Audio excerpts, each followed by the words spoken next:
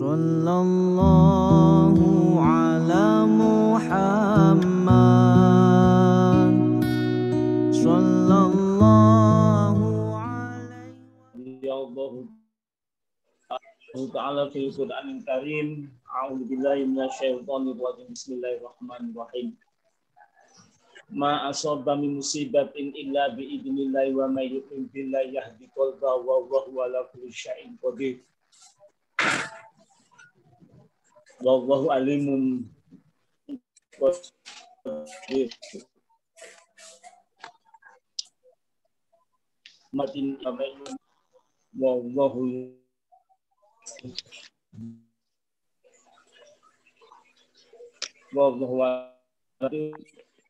al-balagul mubin.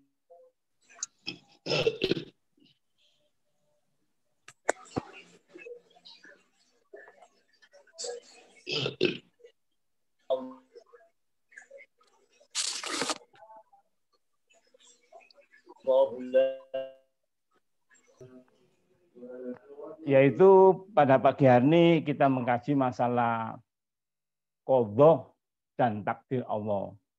Yang dimaksud qadha adalah ketentuan-ketentuan Allah yang belum terjadi, yang merupakan takdir atau rancangan atau desain Allah kepada seluruh makhluknya di alam semesta ini.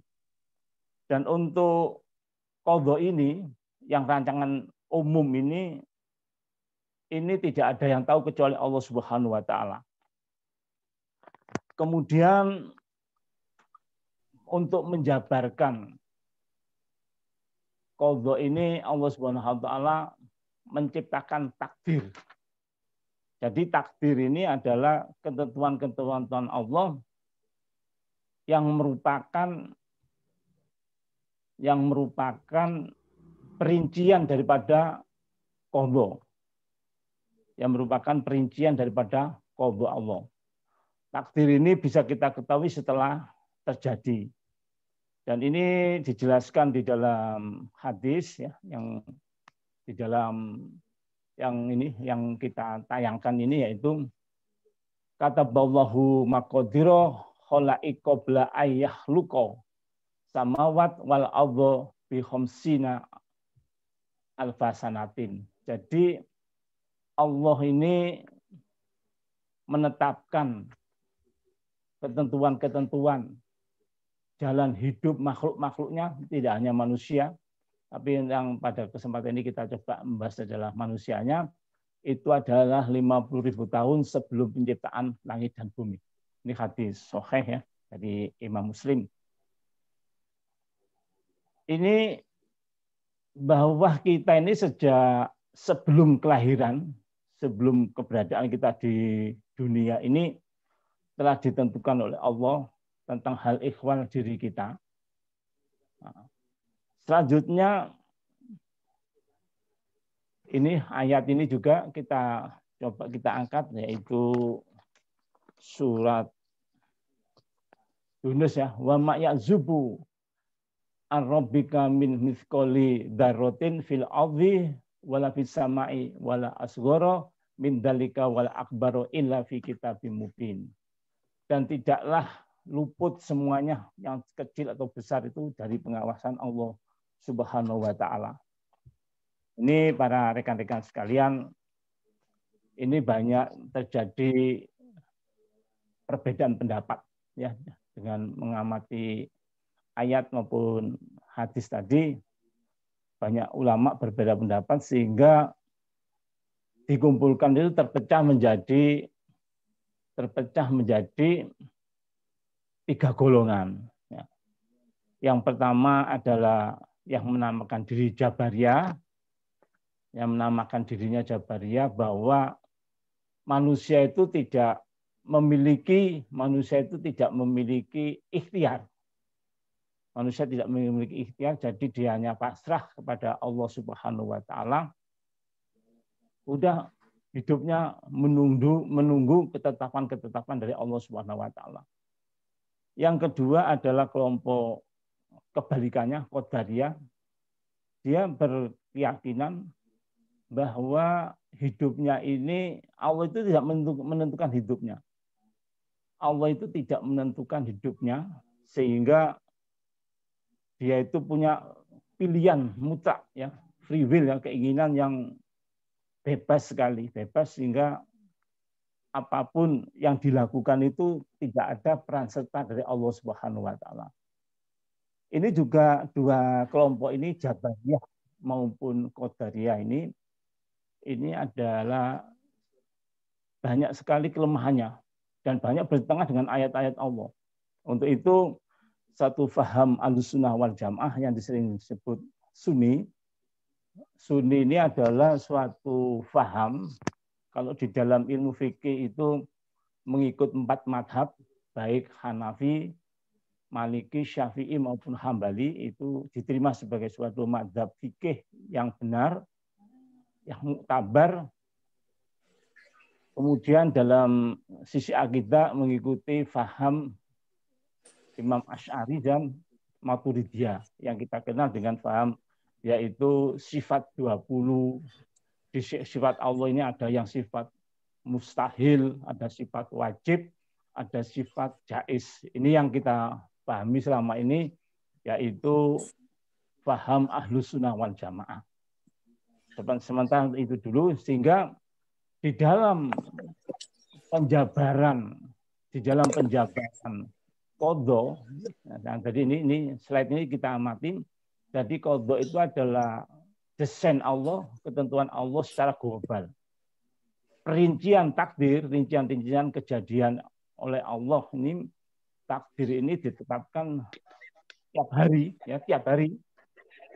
Kalau di dalam kitab syarah daripada kitab Al-Hikam, ya apa? Lanjut. Di dalam kitab syarah Al-Hikam, yaitu hikmah yang ke-22. Terus sebelumnya Pak, sebelumnya. Sebelumnya.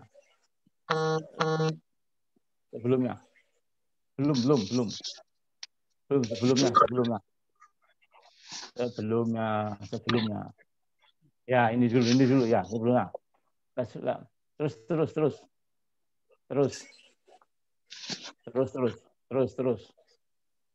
Pak. Ya, ini dulu. Nah, di dalam kitab Al-Hikam, yaitu hikmah yang ke-22, di sana dijelaskan mamin nafsin tubdihi ila walahu qadarun fika yumdihi. Ya. Jadi Allah itu menetapkan takdir-takdir kita itu di nafas-nafas kita. Nafas-nafas kita jadi satuan umur itu adalah nafas kita. Ya, keluar masuknya udara yang kita hirup ini itu adalah satuan umur kita. Di satuan umur kita, nafas kita inilah Allah menetapkan takdir-takdirnya. Nah, takdir harian yang kita terima setiap hari, menurut kitab Iqadul Imam, ya, itu ada 4. Takdir yang kita terima setiap hari itu ada 4. Yang pertama adalah takdir ibadah. Ini kita pertahankan ibadah kita bagaimana bisa istiqomah. Kita tadi sudah bisa sholat tahajud, kita tadi mungkin sudah yang puasa hari Kamis sahur, yang sholat jamaah subuh, ya. Itu tadi kita mendapat takdir oleh Allah, itu takdir ibadah. Hal ini kita syukuri, kita pertahankan keistiqomahnya, ke kontinuitasnya, ya. Kemudian satu hari ini kita juga akan menerima takdir musibah. Nah, takdir musibah ini kita wajib sabar, sebagaimana yang ayat tadi, yang apa itu bukan ayat ya, yaitu hadis naskuru, ya. Naskuru kalau musibah, nasbiru bil balai. Jadi kunci daripada kata-kata kunci menghadapi kehidupan ini ada 3 hal, ya. Ada 3 hal yang menunjukkan bahwa kita itu orang selamat, kita orang beriman, yaitu yang pertama naskuru birrohoi, yaitu bersyukur terhadap nikmat-nikmat Allah, wa nasbiru bil balai, yaitu bersabar dengan ujian-ujian Allah, wa nardo biqodoi, yaitu ridho dengan ketentuan Allah. 3 pohon 3 poin inilah yang kita jadikan kehidupan kita jika kita ingin dikatakan sebagai umat Rasulullah yang beriman. Nah, saya lanjutkan. Takdir yang keempat yang kita terima setiap harinya itu yang kedua yaitu musibah. Maka ini kita sabari. Kita sabari, ya Allah. Jangankan musibah ini merusakkan iman kami, ya Allah. Jadikan musibah ini sebagai penghapus dosa-dosa kami. Ini yang kita minta pada Allah. Yang ketiga, setiap hari kita mendapatkan takdir maksiat. Nah, takdir maksiat ini kita istighfari. Ya Allah, kenapa saya berbuat dosa, ya Allah? Kita istighfari, astagfirullahaladzim, astagfirullah, robbal baroya, astagfirullah, minal khotoya, astagfirullah, min kulli dzambin adzim. Segala istighfar kita sampaikan pada Allah. Karena mau tidak mau 4 ya takdir ini yang akan kita terima setiap harinya. Yang keempat, yaitu takdir kenikmatan. Makan tadi enak, ya, makan tadi enak, dapat berita yang bagus dari teman-teman yang baik, dapat rezeki yang berlimpah. Ini takdir kenikmatan. 4 kejadian inilah yang dirinci oleh Allah Subhanahu wa taala yang kita terima setiap harinya. Jadi rekan-rekan sekalian, itu kita bisa merasakan, yaitu tiap hari itu kita menerima takdir ibadah, takdir musibah, takdir maksiat, dan takdir kenikmatan. Ini semuanya menurut ajaran Islam wajib kita terima, kita ridhoi, kita syukuri, dan kita sabari. Kita ridhoi, kita syukuri, kita sabari. Kalau ibadah tadi, kita jaga kontinuitasnya, kita jaga keistiqomahnya. Jangan bagaimana kita bisa sholat subuh berjamaah, bagaimana kita bisa sholat zuhur berjamaah. Yang nilainya ibadah itu kita jaga. Nah, ini perincian takdir tadi yang kita terima setiap harinya. Lanjut, Pak Indri. Slide berikutnya. Nah, tadi sudah kita bahas ya, paham Jabariyah yang ini kelompok ini memang salah di dalam memahami ayat, salah satu yaitu ayat yang berkaitan misalnya yang saya sampaikan tadi, ma asobah musibatin illa biidznillah, apa saja yang menimpa dirimu itu adalah semua terjadi dengan seizin Allah. Wa may yu'min billahi yahdi qalbah, barang siapa beriman bahwa yang kejadian-kejadian yang terjadi pada diri kita itu adalah seizin Allah, maka Allah telah memberikan petunjuk di hati kita. Wa may yu'min billahi yahdi wallahu ala kulli syai'in alim. Allah mengetahui atas segala sesuatu. Itu. Jadi ini, tapi memahaminya keliru. Nah, kalau begitu kita ngapain? Ngapain kita ikhtiar? Mengapain kita? Sudah semuanya sudah ditentukan oleh Allah. Nah, terus qadariyah juga ini terjadi sebaliknya. Lanjut, ini qadariyah ini juga demikian, memahami Al-Quran, hadis itu juga banyak mengalami penyimpangan. Dia bahwa Allah itu tidak ikut peran di dalam kehidupan ini. Jadi peran Allah itu misalnya pasif dan makhluk ya yang aktif. Ini juga terlalu jauh menyimpang. Ahlussunnah wal Jamaah ini yang menggabungkan antara paham Jabariyah dan paham Qadariyah secara tawasud, secara adil, yaitu takdir itu apa itu, ikhtiar itu ada, tawakal juga diperlukan. Ini kita lanjut, Pak Indri. Lanjut, slide berikutnya. Nah, ini berkaitan dengan takdir tadi, memang di dalam kenyataan kehidupan, memang di dalam kenyataan ayat maupun hadis, ada peran manusia yang diminta pertanggungjawaban, ada yang tidak diminta pertanggungjawaban. Untuk itu, paham Ahlussunnah wal Jamaah membagi 2 takdir, yaitu takdir mubrom, mutlak tidak ada pilihan, yang ini tidak diminta pertanggungjawaban. Mestinya Allah menentukan kita nggak bisa memilih, yaitu jenis kelamin kita, tempat kelahiran kita, hari kelahiran kita, orang tua kita, warna kulit kita, tempat wafat, sampai gerak jantung, metabolisme yang terjadi pada diri kita. Misalnya juga kita tidak diminta pertanggungjawaban tentang tomat itu kecut, lombok itu pedas. Ini semua adalah yang disebut takdir mubrom. Mutlak dari absolut itu adalah ketentuan dari Allah Subhanahu wa taala. Ini yang pertama. Yang kedua adalah mu'alak. Mu'alak itu tergantung ya. Jadi manusia ada pilihannya. Disitulah takdir mu'alak ini sedang berjalan atas diri kita. Kita diberi akal. Menurut paham Ahlussunnah wal Jamaah, manusia ini diberikan hidayah 4 macam. Yaitu yang pertama insting atau di dalam bahasa Arabnya itu goriza yang itu insting ini suatu karunia Allah Subhanahu wa taala.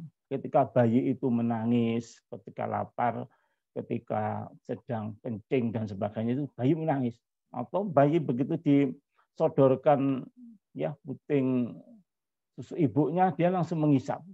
Ini semua adalah insting karunia dari Allah Subhanahu wa taala. Yang kedua adalah akal pikiran manusia. Ini juga berjalan sesuai dengan perkembangan tubuh manusia. Ini juga bisa menentukan memilih hal yang baik dan buruk dari akal ini.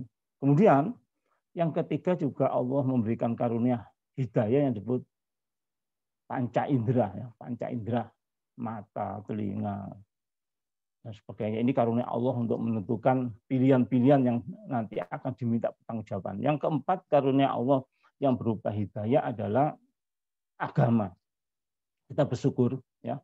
Kita bersyukur agama kita ini agama tauhid.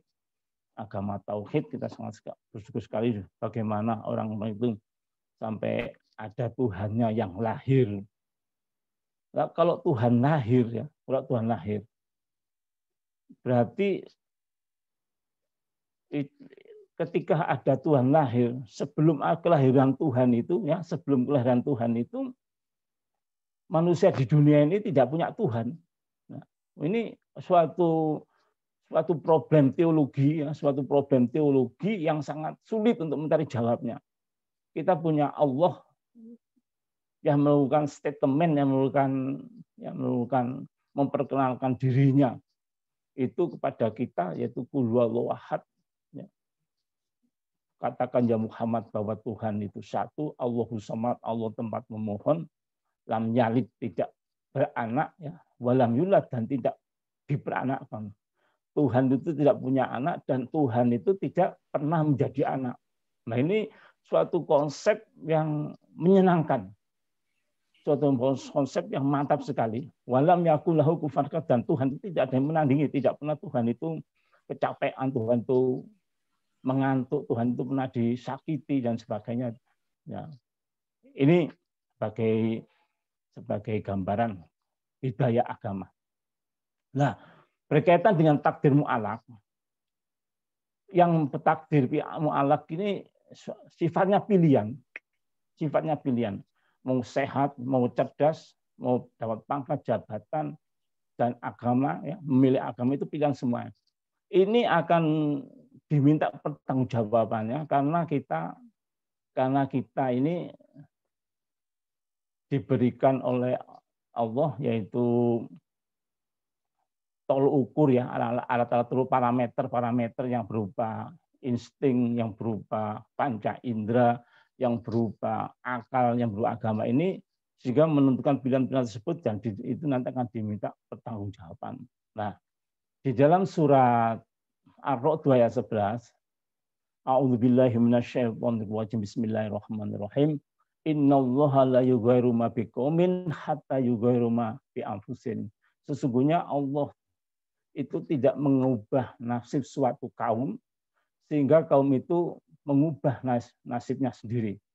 Ini menunjukkan bahwa manusia itu diberi kewenangan pilihan. Nah, ketika manusia memilih tersebut, maka dia akan diminta pertanggungjawaban. pilihan yang benar, atau sebaliknya tidak diminta pertanggungjawab tapi dia akan menerima akibatnya. Misalnya masalah kesehatan, sudah ada peraturan-peraturan protokol kesehatan, dia abaikan, dia akan menerima takdirnya sendiri.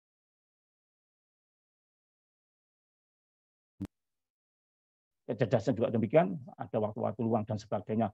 Kita berkesempatan menambah ilmu, menambah hafalan Quran, menambah wawasan, tetapi kita abaikan. Disitulah kita akan nanti diminta pertanggungjawaban, sehingga ibadah kita yang sebetulnya itu bisa kita jalan dengan baik karena kita menyempatkan diri, tetapi karena kita tidak menyempatkan diri, jadinya agama kita, ibadah kita tidak terkontrol dengan keilmuan kita. Lanjut Pak Hendri. Lanjut. Ya. Ya. Berkaitan dengan ikhtiar, ya. Ikhtiar ini ada ikhtiar lahir dan ada ikhtiar batin. Ikhtiar lahir ada ikhtiar batin.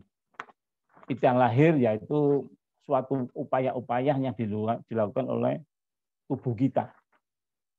Ya, tubuh kita ingin kaya, ya, ingin kaya, dia berusaha dengan kerja keras, ya, dengan kerja keras, dan kalau berhasil, ya, berhasil ini juga takdir, ya, atau berdoa, ya, berdoa minta pada Allah supaya yang takdir miskin ini diganti oleh Allah menjadi takdir kaya dan sebagainya. Nah, apabila berhasil itu juga takdir, apabila gagal tetap miskin itu juga takdir Allah Subhanahu wa taala. Maka kata-kata kunci tadi, ya, yang merupakan ciri iman, ya, hadis yang di bawah itu yang saya sampaikan tadi, yaitu ketika itu lama dakhala Rasulullah sallallahu alaihi wasallam ala ansori faqala, ya. Ini menunjukkan waktu itu Rasulullah sallallahu alaihi wasallam masuk kepada para sahabatnya, yaitu al-ansor. Al-ansor itu sahabat yang menolong sahabat Rasulullah ketika hijrah. Yang hijrah dari Mekah ke Madinah disebut muhajirin, orang Madinah yang menolong orang Mekah disebut ansor. Amu'minuna antum, kata Rasulullah, apakah kamu beriman? Fasakatu, ya, fasakatu, mereka diam semua. Faqala Umar, maka berkatalah Umar bin Khattab, na'am ya Rasulullah, benar ya Rasulullah, kami ini beriman. Qala, kata Rasulullah, ma alamatu imanikum, apa ciri-ciri alamat iman kamu sekalian? Kalau kami itu bersyukur terhadap karunia-karuniamu, wa nasbiru alal balai, dan kami bersabar atas musibah, wa yardo bil qodoi, dan kami ridho dengan ketentuanmu. Faqala sallallahu alaihi wasallam, maka berkatalah Rasulullah sallallahu alaihi wasallam, mu'minun warobil Ka'bah, kamu sekalian telah beriman kepada Tuhannya Ka'bah. Nah, maksudnya itu Allah Subhanahu wa taala. Jadi ikhtiar-ikhtiar yang kita lakukan, berhasil atau tidak berhasil, ini adalah takdir Allah. Kalau berhasil kita syukuri, kalau gagal itu mungkin ada hikmahnya. Di dalam surat Al-Baqarah ayat 216, di situ Allah berfirman, a'udzubillahi minasyaitonirrajim, bismillahirrahmanirrahim, asa an tuhibbu syai'an wa huwa khairul lakum aw syarrul lakum, asa an takrahu syai'an wa huwa khairul lakum wallahu ya'lamu wa antum la ya'lamun.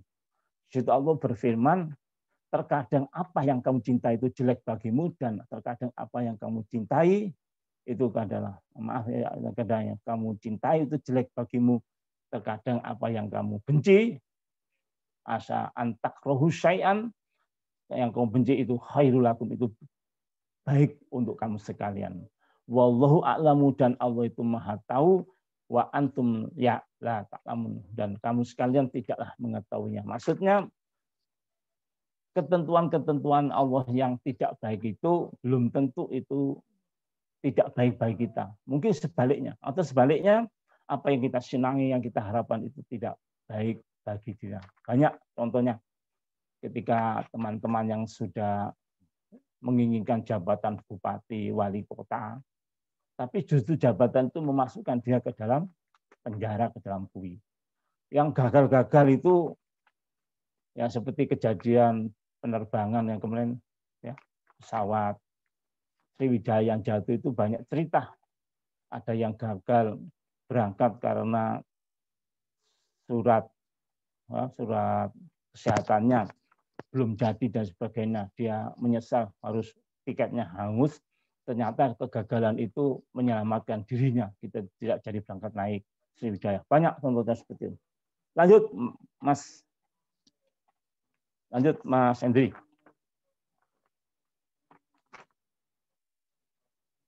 Ya, ini nanti dibaca saja ya. Buah-buah takdir ini yang pertama adalah kita tidak menjadi sombong ya. Biasanya orang yang sombong itu kan selalu bersandar dengan amal-amalnya. Saya sukses karena amal saya. Dia mengabaikan bahwa kesuksesannya itu adalah karunia-Nya Allah. Bagaimana dia akan bisa sukses kalau Allah, karena pada waktu itu Allah tidak memberikan sakit, tidak memberikan berbagai macam penyakit, ya. Sehingga usahanya lancar-lancar saja. Itu kesuksesan itu adalah ketentuan daripada takdir Allah. Nah, sedangkan Rasulullah sendiri tidak menyukai orang yang bersandar dengan amal-amal perbuatannya itu. Itu amal-amal perbuatannya itu hanyalah sekedar usaha. Kalau amal itu sesuai dengan syariat Islam, dia mendapatkan pahala. Kalau bertentangan dengan syariat Islam, maka dia dapat dosa. Itu saja ikhtiar kita itu. Maka ketika kita berhasil, langsung kita sampaikan pada Allah, yaitu wanaskuru birohoi, ya Allah, terima kasih ya Allah atas karunia-Mu, sehingga apa yang kami hajatkan, kami inginkan itu menjadi suatu kenyataan. Nah, ini orang yang percaya takdir tidak akan menjadi sombong, dan sebab-sebab yang dilakukan itu adalah sekedar merupakan ikhtiar. Ikhtiar kalau itu baik akan dapat pahala, kalau ikhtiar itu jelek dia akan mendapat dosa. Yang kedua, yaitu ketika apa yang dicita-citakan ya, yang dicita-citakan itu berhasil, itu dia langsung bersyukur kepada Allah Subhanahu wa taala. Tidak sebagaimana Qarun ya. Qarun itu adalah umatnya Nabi Musa, termasuk orang yang ahli ibadah. Tetapi karena dia bersandar kepada amalnya, tidak bersandar bahwa dia bisa beramal karena rahmatnya Allah, akhirnya dia ketika diminta oleh Nabiullah Musa alaihissalam untuk berzakat, dia menolak. Dan kurang ajar. Kurang ajarnya itu mengatakan kepada Musa, ya Musa, Tuhanmu miskin sekali, minta-minta zakat segala. Nah ini kan padahal kekayaannya bisa jadi kaya raya itu karena karunia Allah Subhanahu wa taala. Yang ketiga adalah percaya dengan takdir Allah ini akan menjadikan kita tenang bahwa kita manusia dan Allah itu Tuhan ya, Allah itu Tuhan yang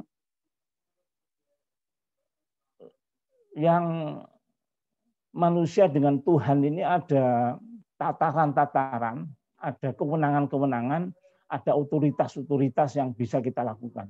Manusia ini ada di tataran ikhtiar.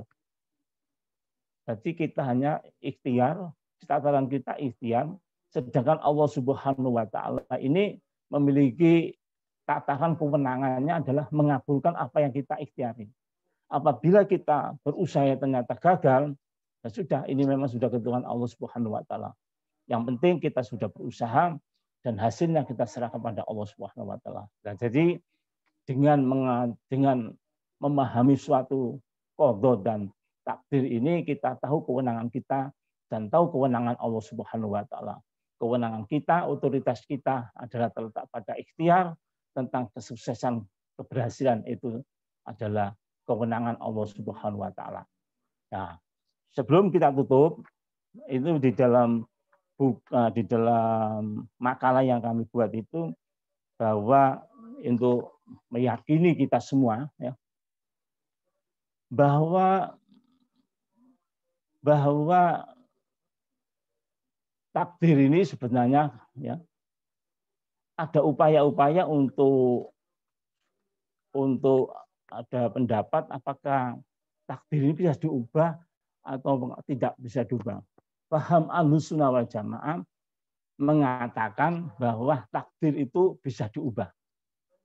Bisa diubah. Kita takdirkan oleh Allah sakit, maka kita bisa berusaha, berikhtiar, berdoa kepada Allah semoga dipindahkan, diubah takdir kita menjadi takdir sehat. Ini yang dilakukan oleh Umar bin Khattab radhiyallahu an ketika beliau akan masuki atau ketika beliau sakit terus oleh Abu Dzar Al-Ghifari, Umar bin Khattab ini berobat, ditegur oleh Abu Dzar Al-Ghifari, ya Amirul Mukminin, kenapa enggak kamu terima saja sakitmu itu? Ngapain berdoa? Ngapain berobat? Dijawab oleh Umar bin Khattab, ya Abu Dzar, saya sini sedang sakit, berobat ini saya ingin berpindah kepada takdir Allah, yaitu takdir sembuh. Karena takdir sembuh itu lebih enak daripada takdir sakit. Nah, jadi sembuh itu juga takdir, sakit juga takdir. Dan kita berusaha berobat itu adalah melakukan ikhtiar. Yang mengubah takdir itu Allah Subhanahu wa taala, ya. Karena tadi saya katakan kewenangan mengubah takdir itu Allah Subhanahu wa taala. Kewenangan kita hanyalah di level, di tataran ikhtiar.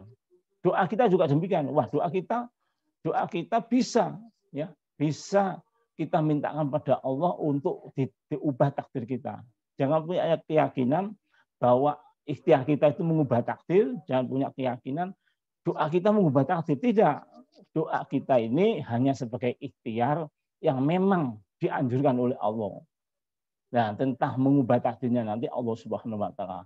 Sodako juga demikian. Sodako ini bisa mengubah takdir dalam arti kata sodako ini yang mengubah takdir itu Allah, dan Allah itu berkenan dengan sodako kita itu menjadikan kita tidak mendapatkan takdir yang jelek, yaitu takdir yang musibah tadi. Ini dicontohkan di dalam beberapa hadis, misalnya di dalam kitab Tanbihul Ghafilin. Waktu itu Rasulullah Shallallahu Alaihi Wasallam diceritain oleh malaikat Jibril, yaitu pada zaman Nabi Isa alaihissalam, ya Muhammad, pada zaman Nabi Isa alaihissalam itu ada seorang tukang kayu yang ditakdirkan oleh Allah akan mati digigit ular. Terus ini hanya informasi saja dari malaikat Jibril kepada Nabi Isa alaihissalam. Nabi Isa tidak boleh memberitahu yang ditakdirkan oleh Allah, tidak boleh memberitahu yang ditakdirkan oleh Allah pada orang yang akan mati digigit ular. Hanya boleh mengamati saja. Setelah diamati, loh kok orang itu gak mati digigit ular? Waktu itu si tukang kayu ini membawa satu ikat kayu, di dalam ikatan kayu ada seekor ular. Setiap ular itu akan menggigit leher orang itu, seakan-akan ada yang menahan. Loh, akhirnya orang itu tidak menjadi mati digigit ular. Akhirnya Nabi Isa alaihissalam penasaran, tanya pada orang yang ditakdirkan oleh Allah mati digigit ular. Ya fulan, apa yang kamu amalkan tadi pagi? Oh, saya ada amal yang tidak biasanya saya lakukan, yaitu saya setiap berangkat mencari kayu itu membawa 2 potong roti. Di tengah perjalanan saya mendapatkan orang yang kelaparan, maka saya berikan 1 roti. Dan kemudian Itu saja yang saya lakukan. Nah, kejadian itu akhirnya dikonfirmasikan ke malaikat Jibril. Ya malaikat Jibril, apa hubungannya takdirnya orang itu berubah dengan sodako? Terus dikatakan oleh malaikat Jibril kepada Nabi Isa alaihissalam bahwa sodako itu bisa yaitu menolak musibah. Sodako itu bisa menolak musibah. Nah, karena dia sodako roti itulah sehingga Allah mengubah takdir orang itu sebetulnya mati digigit ular itu sehingga tertunda kematiannya, tidak jadi digigit ular karena sodako dengan sepotong roti tadi. Nah, cerita yang demikian ini diredaksikan oleh Rasulullah SAW. As-sodako itu daf'ul bala. Sodako itu mencegah musibah. Nah, rekan-rekan sekali yang dirahmati Allah Subhanahu Wa Taala, kalau memang demikian sodako itu bisa menolak musibah, maka sodako itu sebaiknya dilakukan pagi-pagi, saya subuh ya. Jangan sodako itu siang-siang musibahnya datang baru sodako.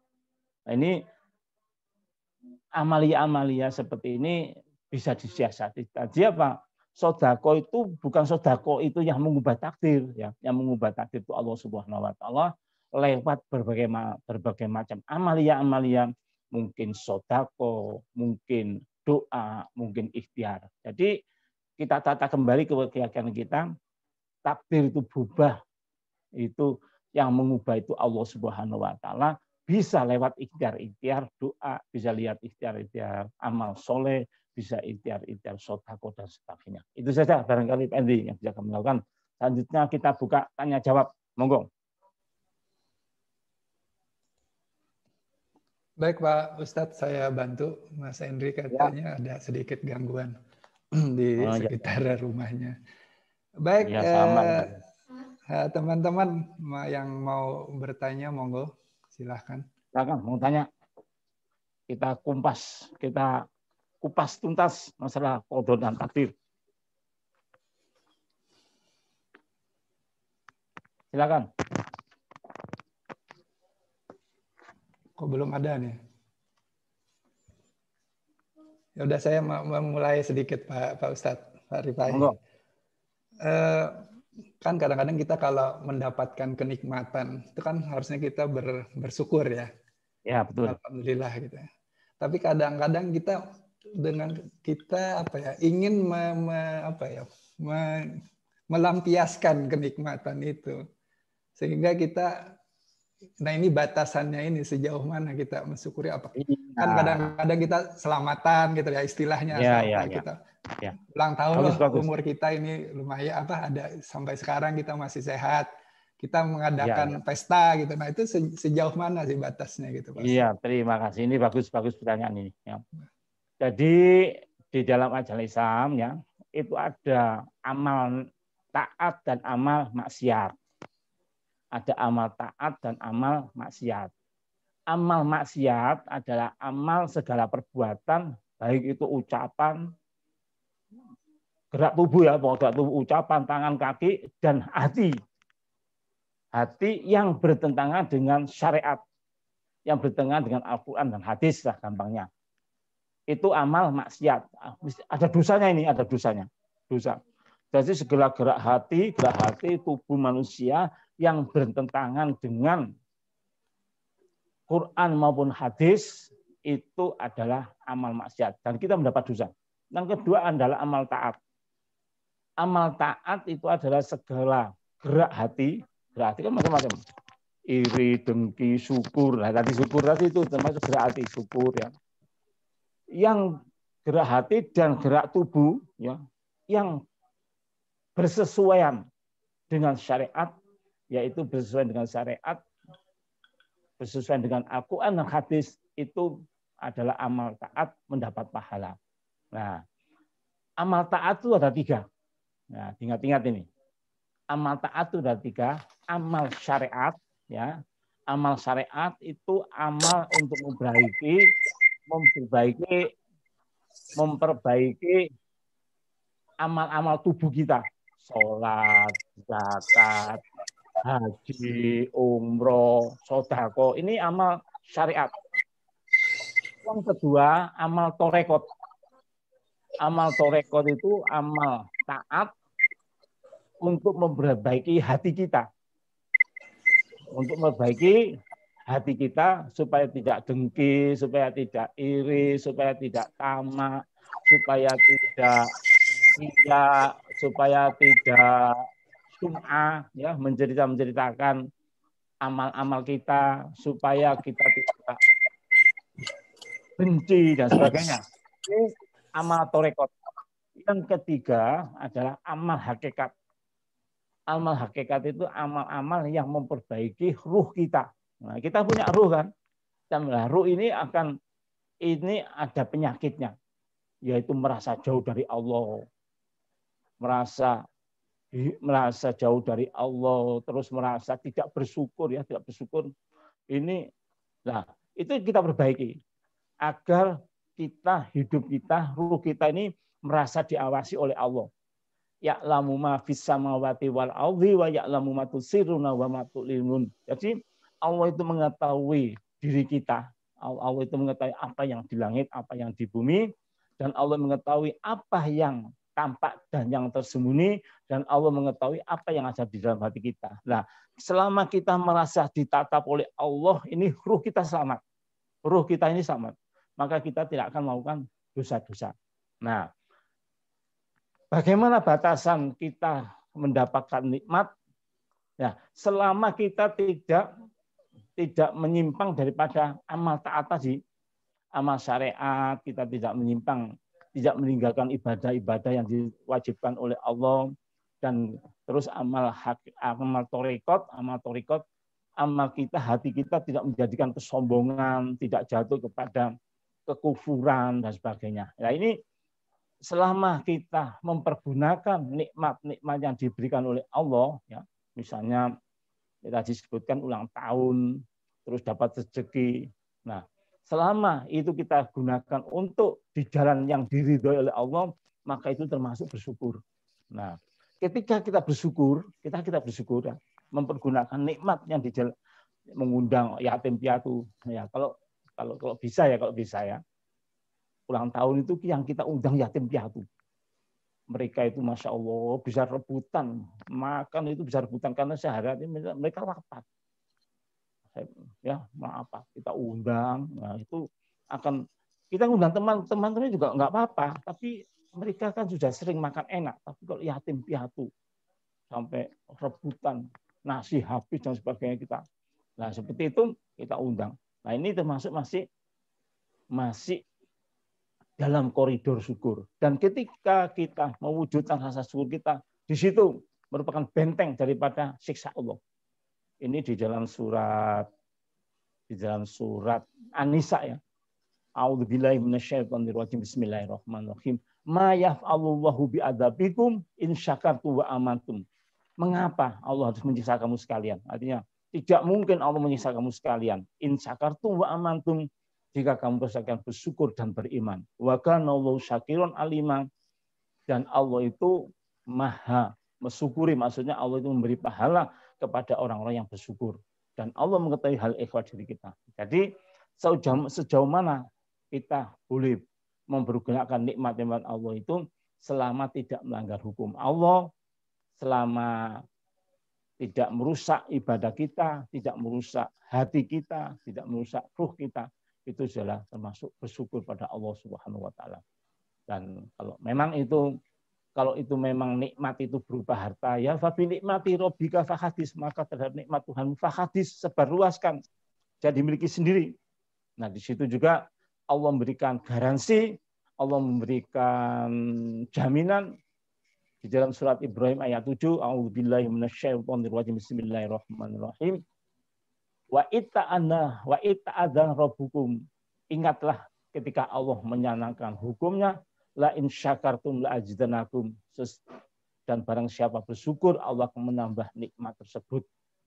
Wala in kafartum inna adzabi lasyadid, sesungguhnya, dan jika kamu sekalian mempergunakan nikmat Allah dalam kekufuran, yaitu memperlukan nikmat Allah untuk mengundang murkanya Allah, kufur, inna adzabil sadid, sesungguhnya nikmatku, maksudnya adabku, siksaku amatlah pedih.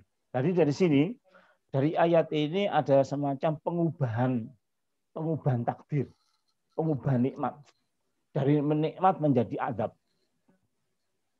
Ketika nikmat tersebut disyukuri, ya, insya Allah akan ditambah oleh Allah. Dan ketika kita lalai, terlambat mensyukuri, nikmat tersebut akan menjadi adab. Ini hati-hati, maka segala nikmat itu cepat. Dapat duit, segera sedekahkan sebagian, dapat nikmat apapun, itu segera dan dinikmati sendiri.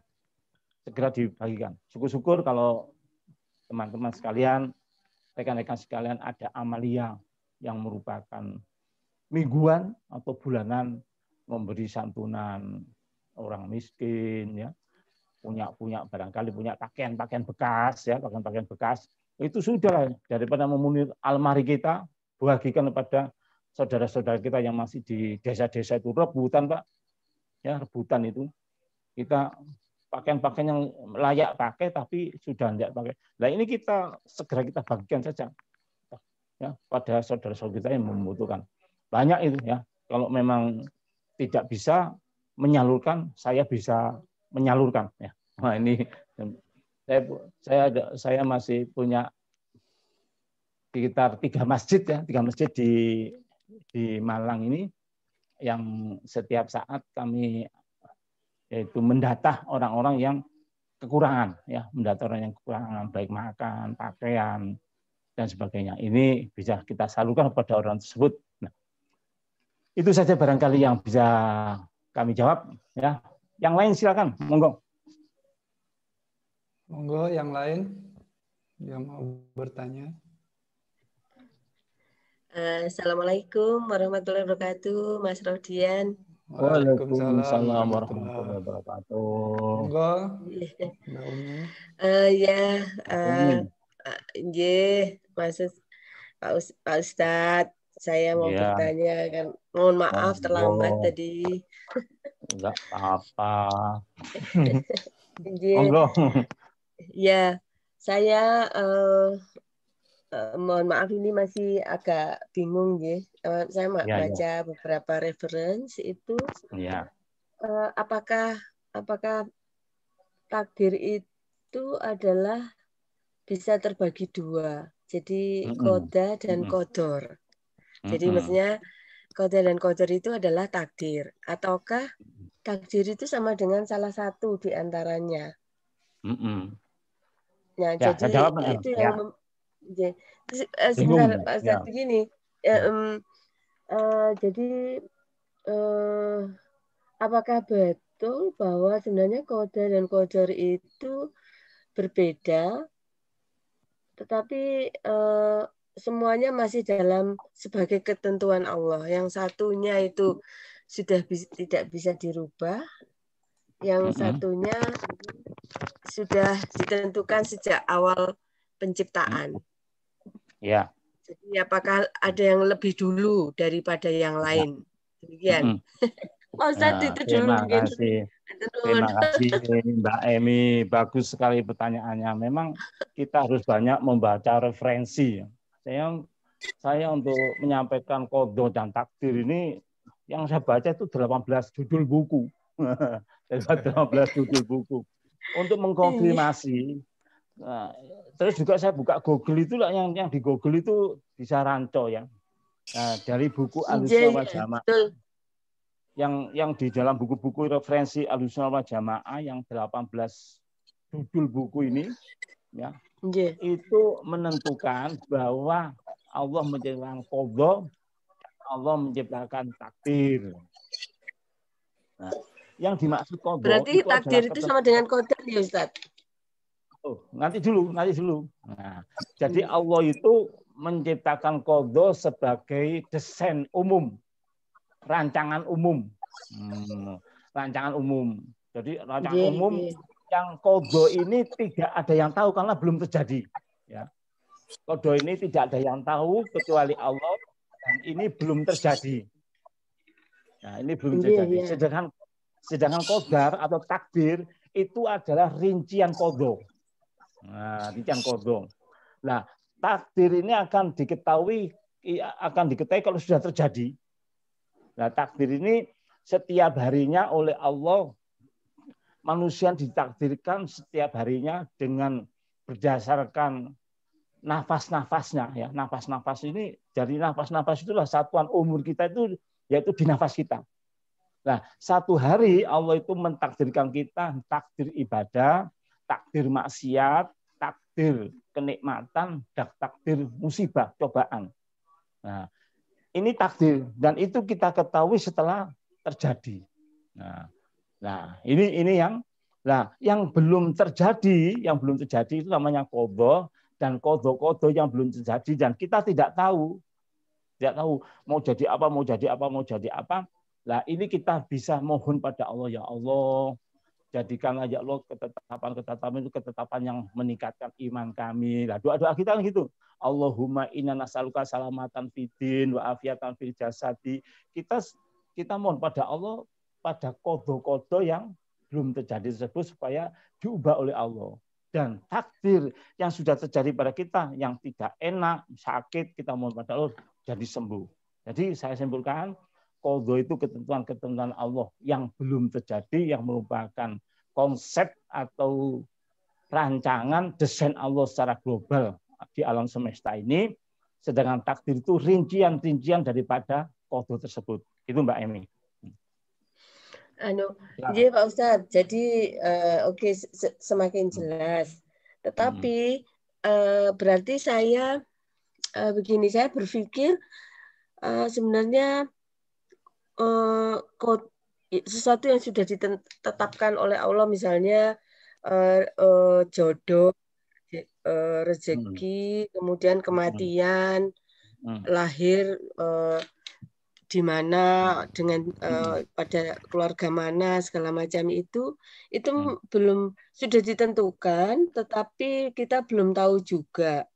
Nah, sementara itu takdir yang merupakan rinciannya yang terjadi, yang kemungkinan bisa dirubah oleh Allah Subhanahu wa taala itu sebenarnya juga kita belum tahu sebelum kejadian ya Pak Ustadz. Betul ya?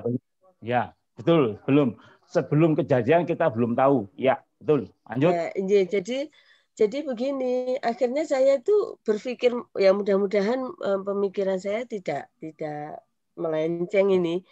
Begini, seperti misalnya jodoh. Jodoh itu sesuatu yang sudah ditentukan oleh Allah. Tapi kita tidak tahu juga bagaimana nanti jodohnya, terus kemudian dengan siapa, kapan datangnya. Nah, itu oleh karena itu menjadi dua-duanya qadha dan qadar ini adalah sesuatu yang mungkin kita harus berusaha begitu nggih Pak Ustadz ya. Kita harus berdoa begitu nggih. Karena meskipun ditentukan toh kita juga belum tahu toh. Maksudnya itu nanti ada perdebatan ya, saya pernah mendengar itu. Ngapain kita itu berusaha berbuat baik, mau ini segala macam, toh akhirnya misalnya kita ditakdir Allah untuk menjadi masuk neraka misalnya, atau ya kita sudah mau ditakdir Allah masuk surga, ngapain berbuat baik, toh nanti juga masuk surga. Nah, semacam itu menimbulkan pikiran saya ya, jadi maksudnya itu nggak boleh kan begitu itu ya, Pak Ustadz. Nggak boleh. Jadi apapun ketetapan Allah itu ya tetap kita harus berusaha gitu, karena kita tidak tahu semuanya qadha sama qadarnya, kita itu nggak diberitahu oleh Allah, Pak Ustadz. Ya. Sebelumnya saya jawab dulu ya. Saya berikan gambaran supaya lebih mantap. Yang disampaikan oleh Mbak Imi tadi sudah betul. Hanya saja nanti masalah jodoh, masalah jodoh kan kita nggak tahu. Tapi itu pilihan.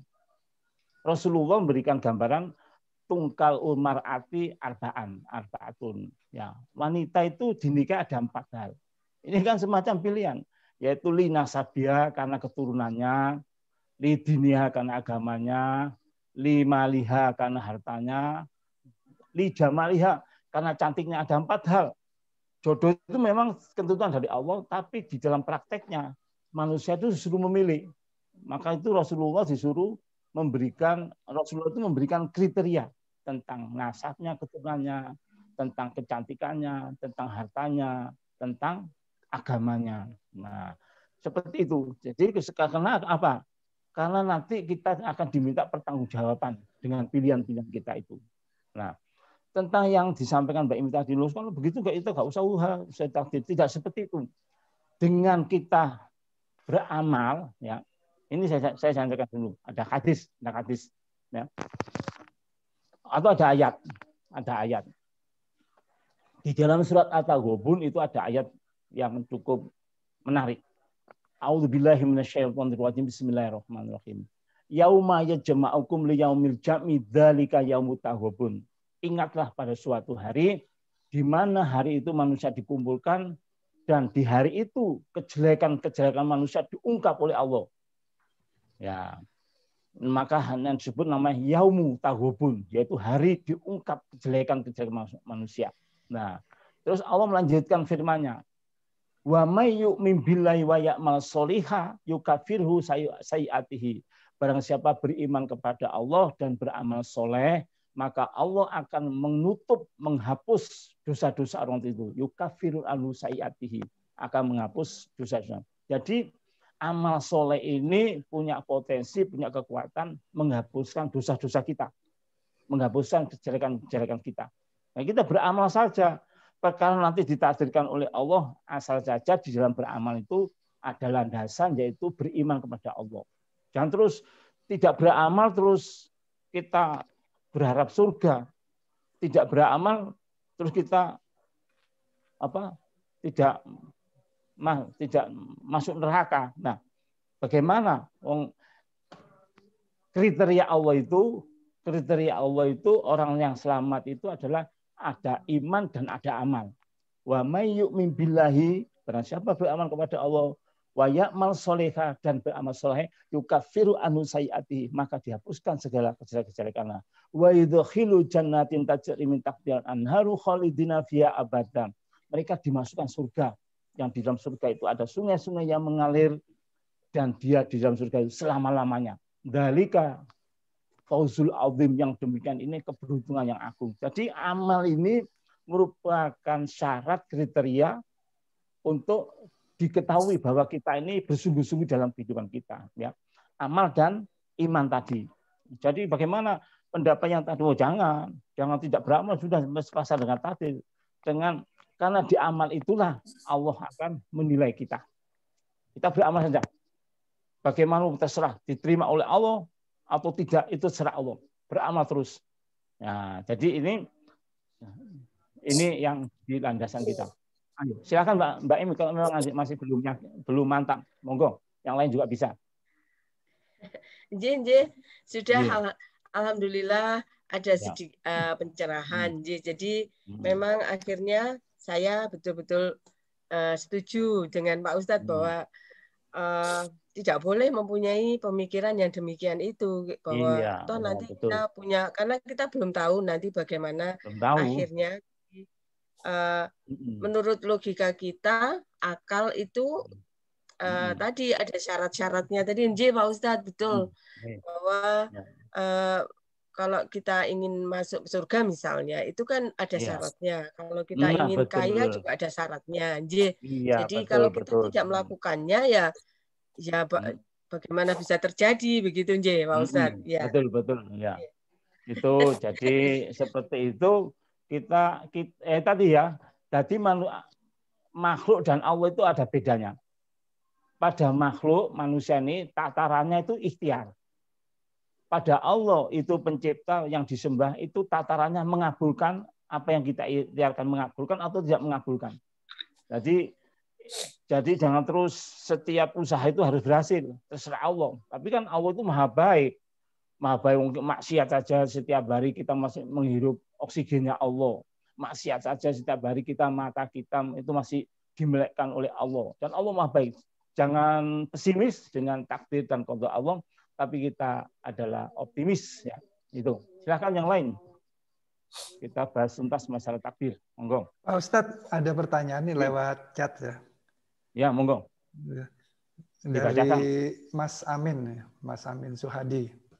Kalau istidrat posisinya di mana? Ya, bagaimana istidrat?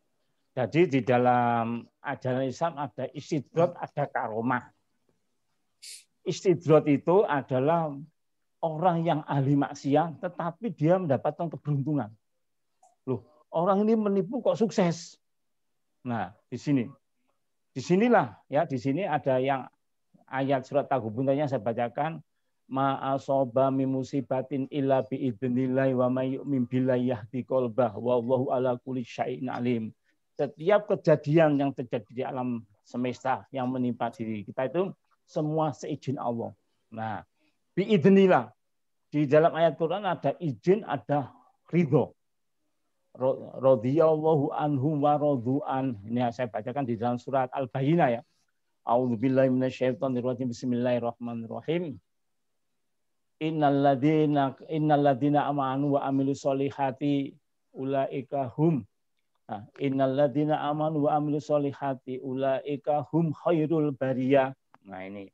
Sesungguhnya orang-orang muslim, orang-orang yang beriman, beramal soleh adalah khairul bariyah. Sebaik-baik ciptaan Allah, sebaik-baik manusia. Ulaika hum khairul bariyah jazaohum 'inda rabbihim jannatu adnin tajri min tahtihal anhar. Balasan orang yang beriman ini adalah surga yang di dalamnya mengalir sungai-sungai dan mereka berada khalidina fiha abada. Menetapi surga tersebut yaitu dengan kekal abadi. Jadi manusia itu makhluk yang kekal, maka wadahnya manusia surga ini juga harus kekal. Nah, surga itu kekal, tapi ya kekalnya manusia dan kekalnya surga itu ada yang mengekalkan, yaitu Allah Subhanahu wa taala. Nah, lanjutkan radhiyallahu anhum wa radu'an. Radhiyallahu anhum, Allah ridho kepada orang yang beriman ini dan orang beriman itu ridho kepada Allah. Nah, ini sebagai jawaban kunci. Jadi Allah itu ada mempergunakan kata idin dan Allah ada kata ridho. Nah, istidrat itu artinya penglulu, dilulu lah ya. Orang ahli maksiat kok sukses, orang maksiat kok untung terus. Nah, itu kemaksiatan yang dilakukan itu terjadi, itu juga terjadinya itu diizinkan oleh Allah. Diizinkan oleh Allah, tapi tidak diridhoi oleh Allah. Nah, ini. Nah, kelanjutan orang yang ahli maksiat terus dia itu sukses, menipu kok sukses, tidak ibadah, tidak sholat itu kok semakin kaya. Ini berakhir berujung pada adab Allah, siksa Allah. Itu orang-orang kafir ya itu artinya innalladzina kafaru min ahlil kitabi wal musyrikina fi nari jahannam khalidina fiha ulaika hum syarrul bariyah. Innalladzina amanu wa amilus innalladzina kafaru min ahlil kitabi wal musyrikin, sesungguhnya orang-orang kafir dari ahli kitab, Nasrani, Yahudi dan orang musyrik, orang yang mengakui adanya Tuhan selain Allah, mereka itu adalah sejelek-jeleknya manusia. Ulaika hum syarrul bariyah. Mereka itu jelek. Nah, mereka di dalam neraka jahanam selama-lamanya. Jadi orang-orang yang ahli maksiat, sukses, kaya, gak sholat, tidak menyembah Allah, kok dia ini sukses? Nah, nanti dia apa yang dilakukan itu diizinkan oleh Allah. Ya, apa yang dilakukan itu diizinkan oleh Allah, tapi belakangan dia akan diadab oleh Allah. Inilah istidrat. Sedangkan orang yang beriman melakukan kebaikan-kebaikan, terus kok kelihatannya kok dia sholat kok miskin dan sebagainya. Nah, nanti kebaikan-kebaikan itu masih tetap dicatat oleh Allah dan nanti akhir daripada kesabarannya, rasa syukurnya orang yang beriman ini dibayar oleh Allah dengan surga. Nah, kejadian yang terjadi pada orang-orang yang ahli maksiat, sukses, ini kesuksesannya itu hanya sekedar diizinkan oleh Allah tapi tidak diridhoi oleh Allah. Nah, kalau diridhoi oleh Allah, dia itu akan mendapatkan tempat yang mulia. Jadi ada kata-kata ridho, ada kata-kata izin. Ya. Saya beri contoh lagi, seorang maling. Maling ini mau berangkat maling itu dia mengadakan ritual, bakar menyan, berdoa, minta tolong jin, minta tolong setan, minta selamat. Minta selamatnya bukan kepada Allah, pada makhluk-makhluk lain. Nah, ini dia melakukan malingnya sukses. Nah, perilaku maling yang suksesnya tadi itu dapat izin dari Allah. Karena apa yang terjadi di muka bumi ini, ma asobam min musibatin illa biidznillah. Apa yang saja menimpa dirimu itu seizin Allah. Nah, tapi izin ini belum tentu mendapat rahmat dari Allah Subhanahu wa taala. Nah, ini yang harus kita bedakan. Sedangkan kalau ridho itu adalah izin Allah disertai rahmat.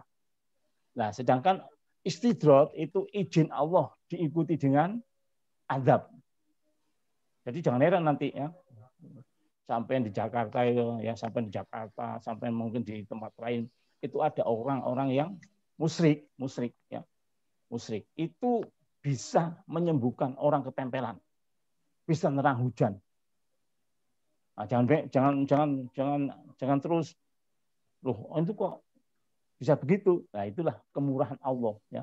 Kemurahan Allah walaupun dia tidak minta kepada Allah, minta kepada lembut, minta kepada yang bau reksa dan sebagainya, tapi itu mendapat izin dari Allah. Tapi itu nanti akan diikuti dengan azab Allah. Inilah yang disebut istidrat, izin Allah yang diikuti dengan azab namanya istidrat.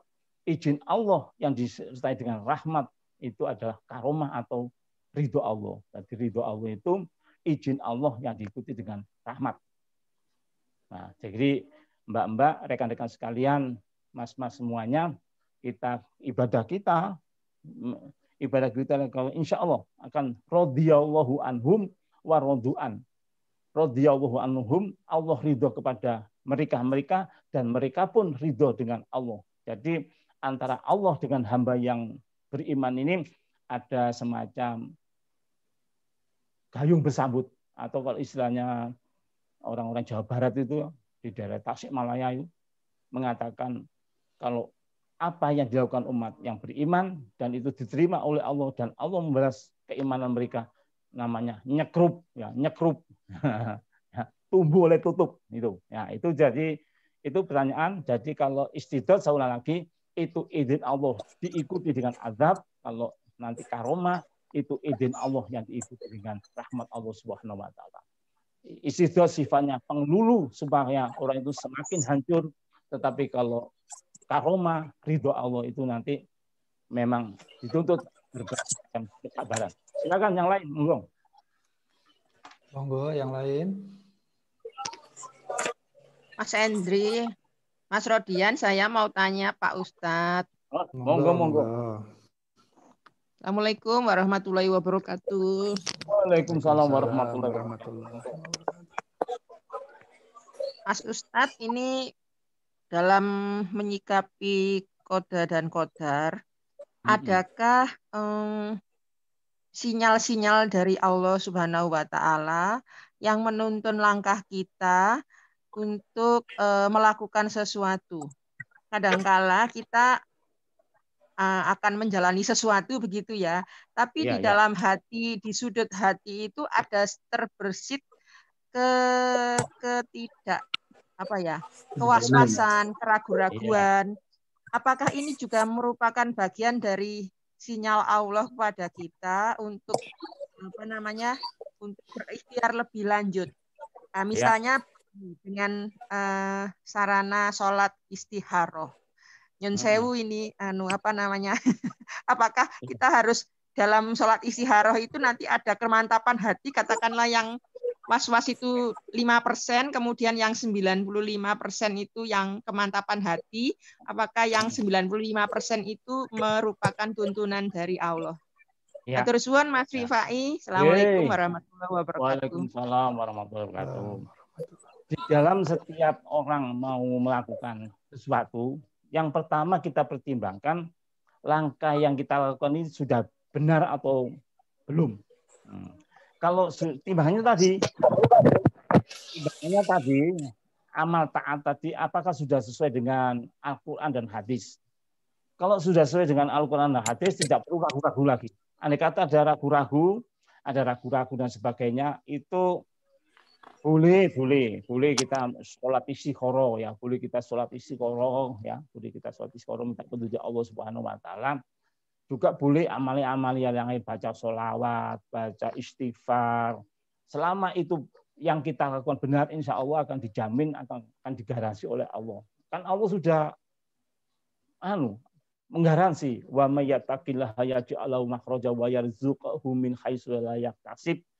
Barang siapa bertakwa kepada Allah, Allah akan mencarikan jalan keluar di setiap problem kita. Wa yarzuqhu min haitsu la yahtasib, memberi rezeki yang datangnya tidak diduga-duga dari mana arahnya. Silakan. Nanti dalam suatu keraguan-raguan itu jalankan saja selama yang kita lakukan itu dibenarkan oleh Al-Quran, dibenarkan oleh As-Sunnah, dibenarkan oleh hukum-hukum Islam. Insya Allah nanti dalam perjalanan mencapai apa yang kita inginkan itu, Allah membantu di perjalanan itu. Insya Allah membantu.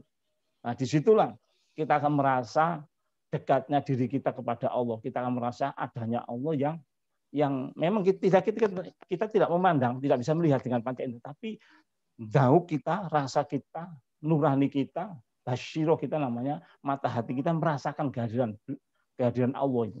Nah, ini perjalanan itu yang sifatnya ragu-ragu bisa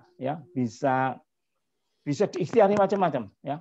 Istiqoroh bisa sodako ya, sodako. Waduh, ini kan saya punya problem yang besar ini, saya akan sodako pada yatim piatu, saya akan sodako kepada orang miskin.